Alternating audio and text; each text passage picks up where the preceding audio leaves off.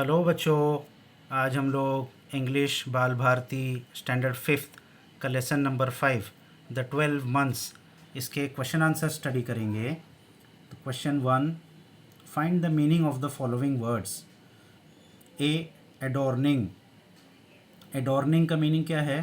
To add something to make a person more attractive और beautiful, यानी अपने आप को खूबसूरत बनाना, मेकअप करना है किसी तरीके से। B, rated.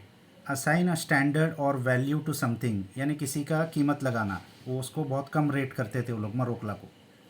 Abused, to say rude things to somebody, बहुत ही बुरी तरह रूड बातें करना। Starlets, small stars. Delicious, tasty. ये मीनिंग्स थे। Question 2, read the words, write the words that combine to make each of them. यानी ये कंपाउंड वर्ड्स है, दो वर्ड को मिला के एक वर्ड बनता है, तो इसमें क्या दो वर्ड है वो अलग अलग हमको करना है। जैसे स्टेप मदर, स्टेप मदर में क्या है? स्टेप और मदर। फुटप्रिंट, फुट और प्रिंट। स्नो वाइट, स्नो और वाइट। स्प्रिंग टाइम, स्प्रिंग और टाइम। जेंटल हार्टेड, जेंटल और हार्टेड। एनीवेयर, एनी और वेयर। ये दो वर्ड्स को मिला के एक वर्ड बना था। तो अब क्या दिया इन्होंने? Now right other meaningful words that begin and with the first word in each. यानी जो दो वर्ड्स अलग किया था उसमें से जो पहला वर्ड्स है उससे कोई वर्ड बनाओ नया मीनिंगफुल वर्ड।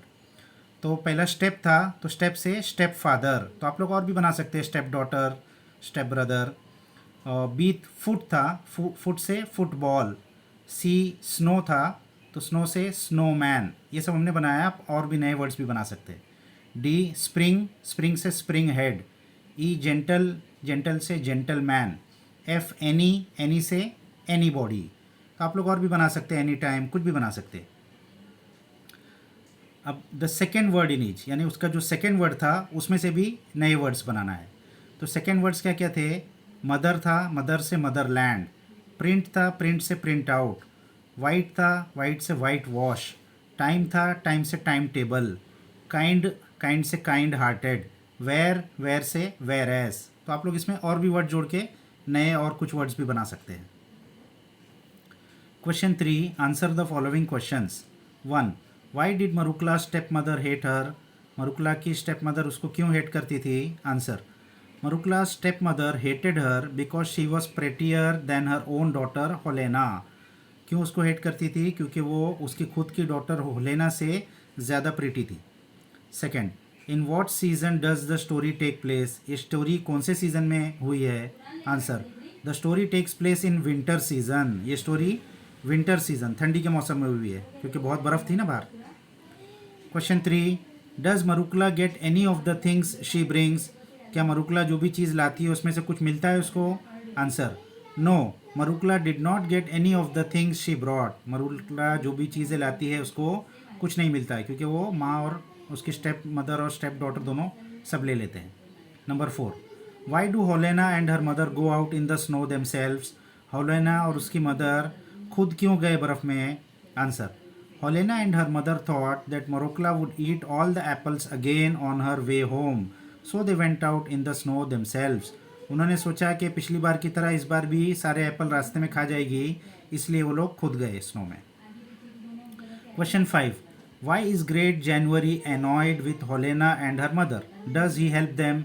जनवरी वो लोग से क्यों गुस्से में था, होलेना और उसकी मदर से, और क्या उसने उन लोग की मदद किया? Answer, Holena and her mother warmed their hands in the fire without asking permission और speaking one polite word.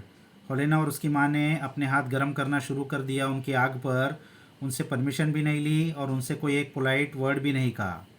When Great January asked them what they wanted, Helena called him an old fool. Helena's mother told him that it was none of his business. So Great January was annoyed with them. जब great जनवरी ने उनसे पूछा कि तुम लोग यहाँ क्यों आए हो, तो होलेना ने उसको क्या कहा? बूढ़े, बेवकूफ़। और होलेना की माँ ने क्या कहा? तुम्हारा इसमें कोई बिजनेस नहीं है, तुम क्यों पूछते हो। इसलिए ग्रेट जनवरी उनसे बहुत गुस्से में था। और क्या does he help them? No, he did not help them. उसने वो लोग की मदद नहीं की। Question 4, describe the following with the help of the story. Story की मदद से ये तीन चीज़ें डिस्क्राइब करो। ए, स्प्रिंग टाइम, तो स्प्रिंग टाइम में क्या क्या हुआ था स्टोरी में, वो स्टोरी में देख के हम लोग लिख सकते हैं। क्या क्या हुआ था? During spring time the snow begin to melt, the trees begin to bud and the ground is covered with grass. ये स्टोरी में हुआ था, वैसे ही हमने लिखा है। B summer, during summer the snow has already melted, the ground turns green and the trees are covered with leaves, the birds begin to sing and the forest is filled with all kinds of flowers and fruits. ये जब strawberry लेने गई थी तो जब ऐसा summer का ऐसा डिस्क्राइब किया था स्टोरी में। C winter, during winter the sky is dark, snowfall is thick and icy winds begin to blow through the forest. Sometimes the snow falls in huge masses and one cannot see even a step ahead. The snow is deep and people tremble with cold.